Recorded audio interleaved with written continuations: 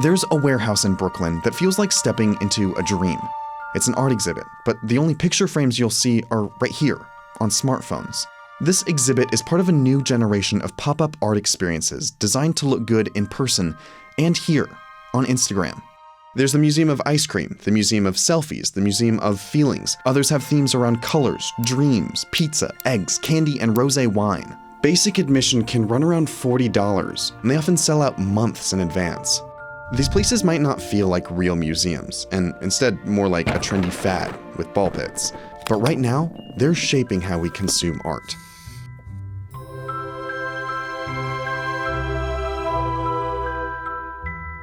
In these pop-up museums, the room and you are the centerpiece. So that's what makes it Instagrammable, is that you are immersed in the actual art. This format, interactive art pieces separated into themed rooms, is hot right now. But it isn't new. It comes from traditional museums. In the 1960s, artists started using museum rooms to create immersive, three-dimensional artwork designed specifically for a certain space.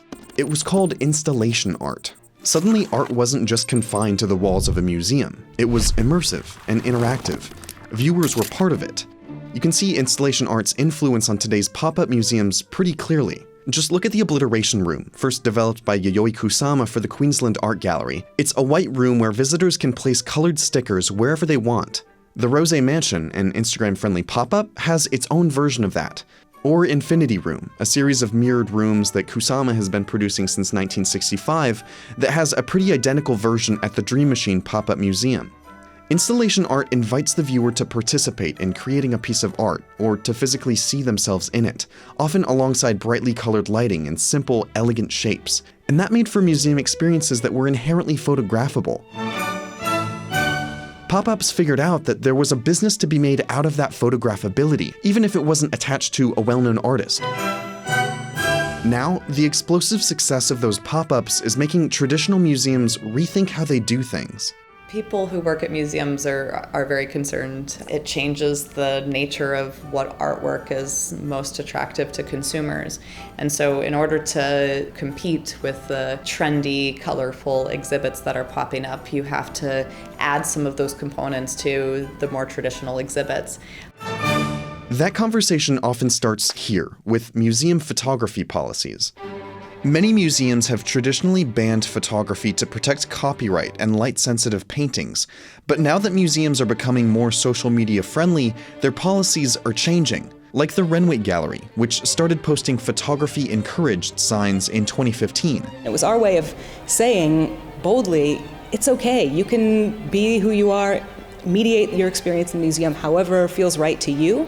It's very rare that museums are no photos anymore. I mean, and that change has just been in the last 5 years. And when museums host selfie-friendly shows, they become blockbusters.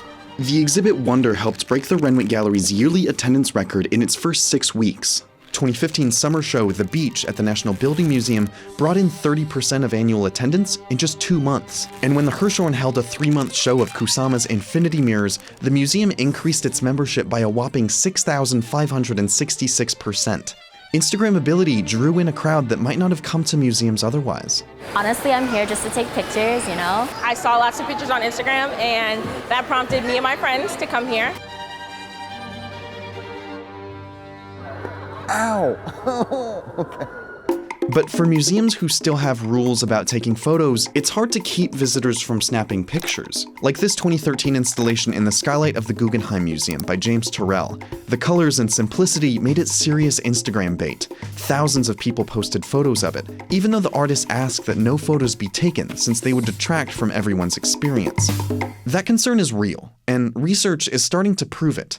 Just the act of photo taking itself and choosing what to capture changes the nature of your experience. And that alone is changing how people go through museums. Research Barash conducted found that when museum goers were instructed to take photos for social media, they enjoyed the experience less. Having the intention to post or share photos in mind while you're taking the photos can actually remove you from the experience. Now, both Instagram pop-ups and traditional museums are facing a tricky question: limit photography and potentially limit who shows up, or allow it and possibly change the experience. At Refinery 29's pop-up experience, that means having some rooms where phones are supposed to be put away.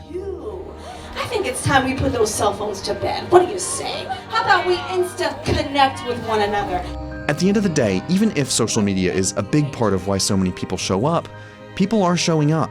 And if this means more people engage with art they wouldn't have paid attention to otherwise, that feels pretty promising for the future of art.